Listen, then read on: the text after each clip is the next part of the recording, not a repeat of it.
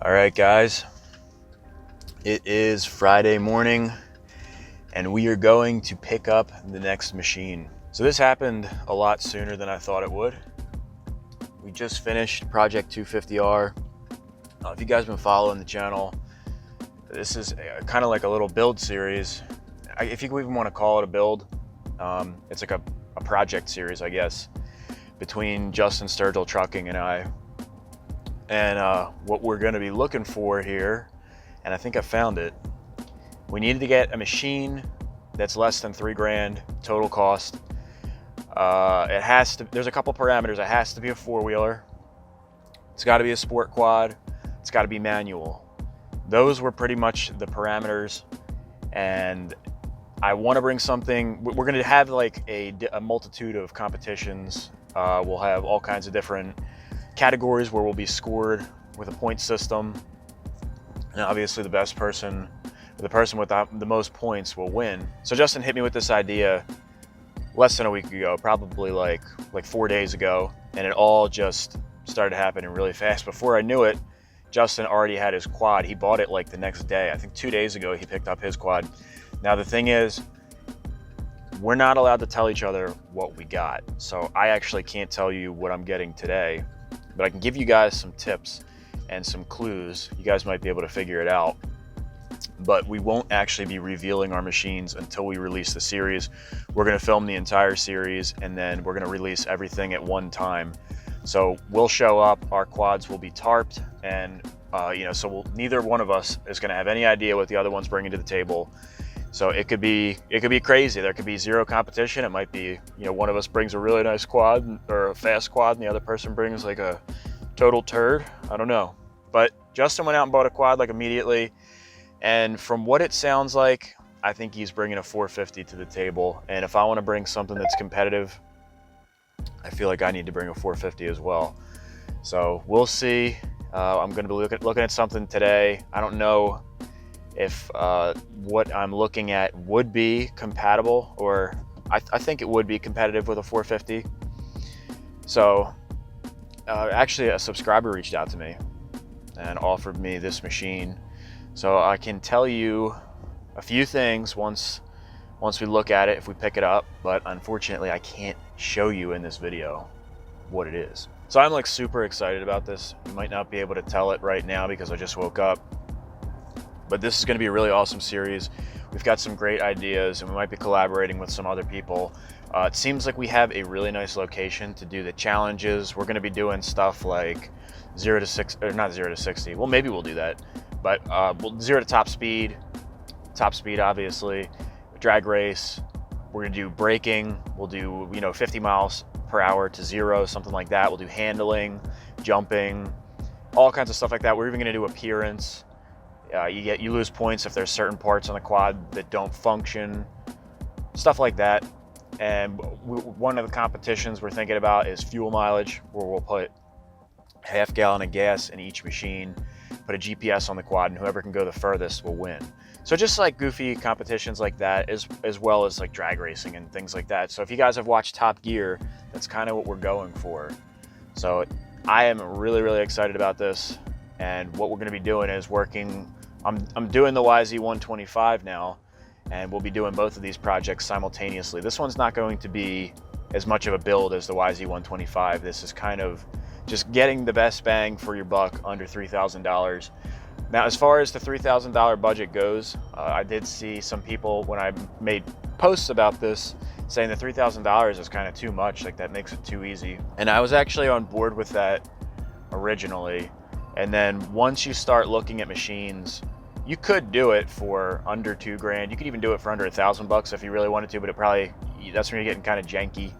You get like a $500 blaster or something, and the wheels could be falling off. But depending on the areas that you're living in, and Justin lives in Cincinnati, I live in Philadelphia, and it's kind of hard to find a quad under $3,000 that's anything decent. The market's kind of getting crazy these days. So I think I found something pretty good here. It's definitely going to require a little bit of work, and I'm hoping to have a little bit of money left over so we can do a couple aftermarket parts to give us an edge. Justin thinks he's going to win. We already know that's not happening. I could bring a Yamaha Breeze 125 to the table and I'm still gonna win. But just to optimize my chances here, I think we got a pretty competitive quad. Like I said, it sounds like Justin got a 450. I'm gonna say it's a YFZ 450.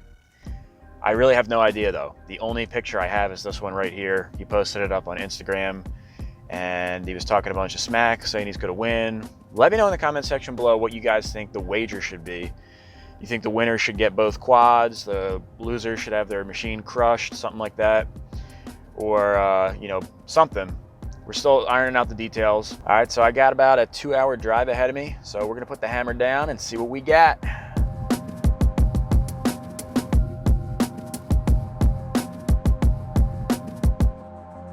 All right, guys, we're about 10 minutes out. See what happens, man. Hopefully we got something in the back for the ride home. Well, guys, I'm out here with Joe. Joe's a subscriber of mine. We actually almost went riding before. We're actually up in the coal region where I normally ride.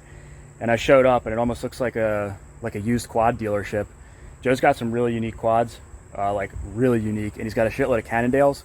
And Cannondales are super unique. Some of you guys probably don't even know what they are. So I'm gonna flip the camera around right now.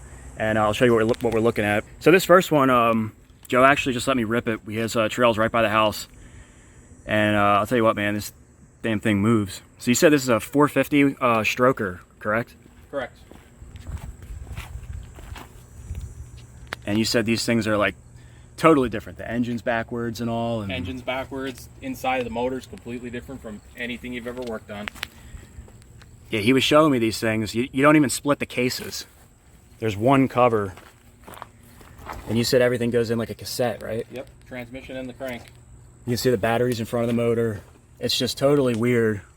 And I'll show you on another one. The gas tank basically runs down below the seat, right? Yeah, everything, and literally everything's backwards. It's really, really neat. And he's got, how many of these things do you have, dude? 8 of them. He's got 8 of them. Most people have never even seen one. And then this one, some of you guys may recognize as a gas. I think they were called the Wild HP 300. Yep.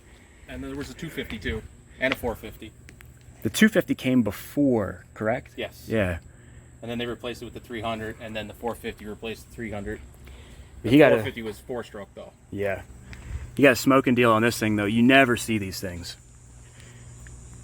And a lot of shared geometry with the 250R. They're just really cool. They come factory with these Olin shocks. Another Cannondale. Yeah, just a stock Cannibal 03. Nothing crazy. And then another, I wouldn't say as rare, but this is a rare quad too, a DS650. So just 4 really rare quads right here. You said this was like Old Faithful, right? Yep, that's my baby. DS650, man. She never dies. And of course got the good old YFZ. Yep, that's my brother-in-law's race quad. And then you can see inside even more rare stuff. More Cannondales, Takati 3. With a KX500. With a KX500 motor. Look at that damn thing. And I'll tell you what, there was a story with every one of these machines. We probably have been talking for like an hour and a half. Yeah, at least. And we could probably go all day long. But just so much rare stuff here. Joe's kind enough to tell me about all this stuff. I mean, he's like an expert with this stuff. I wouldn't say expert, but I don't know, I man. made my way through them. I wouldn't put it past you, dude. You got all kinds of Cannondale parts. Yeah. I got enough to break them a couple times. Yeah. I'd say you're the go-to guy for Cannondale for sure. Yeah. So we actually just finished up the transaction. So I just want to thank Joe. I'll probably be back up here. You might see him in future videos. We're going to go riding together.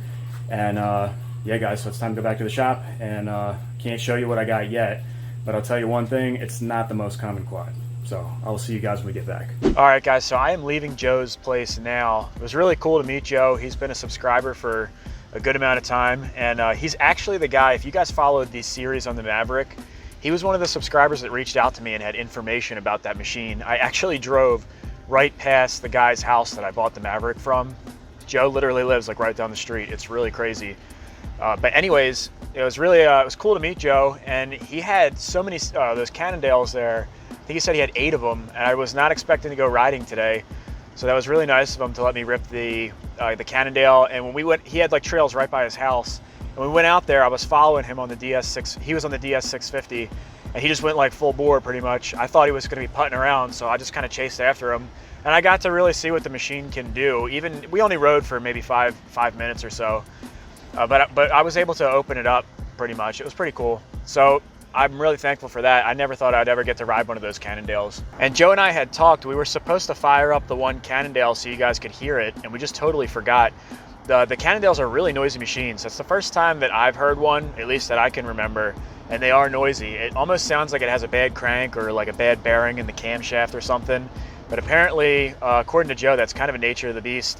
And I mean, he definitely seems like a very well-rounded guy when it comes to those Cannondales.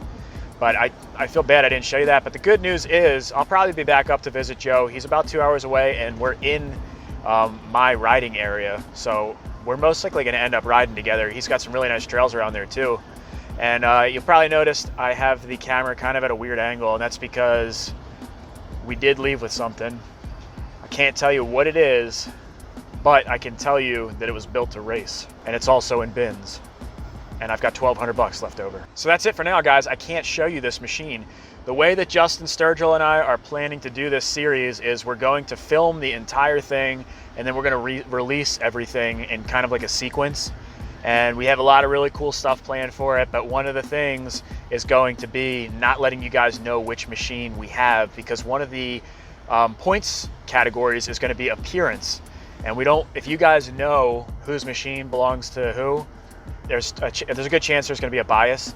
So we're probably going to do a poll, and we'll see which one has more popularity in the looks department. That will be one of the categories. But yeah, for that reason, and also because we just think it's going to be fun to not, I have no idea what Justin's bringing out there.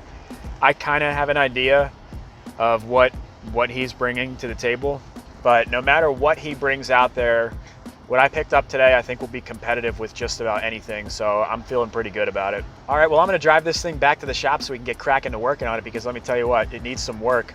But until the next one, guys, I will see you in the next video. Please give me a thumbs up if you enjoyed this content. That helps me out a lot. I love all you guys, and I will see you in the next one. Peace out.